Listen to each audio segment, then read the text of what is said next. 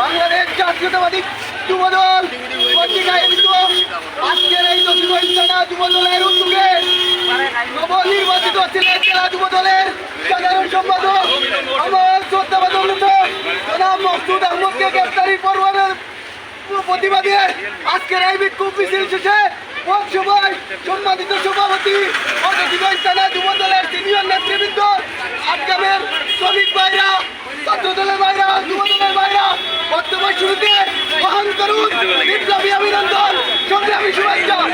সংগ্রামী ভাইরা আপনারা যাবেন দেশের জাতীয় যুদ্ধে পরিণত হয়েছে। আজকে আপনারা এই বাংলাদেশের পরিস্থিতি এই নোংরা আওয়ামী লীগ কর্মীর উপর বারবার মিথ্যা মামলা দিয়ে গ্রেফতারি করা হয়েছে। তাই সবাইকে ঐক্যবদ্ধ হয়ে আগামী যে কেন্দ্রীয় কর্মসূচি আসবে এই কর্মসূচিকে সবাই ঐক্যবদ্ধ হয়ে আন্দোলন সংগ্রাম করার আহ্বান রেখে এই বলে আমার বক্তব্য শেষ করছি।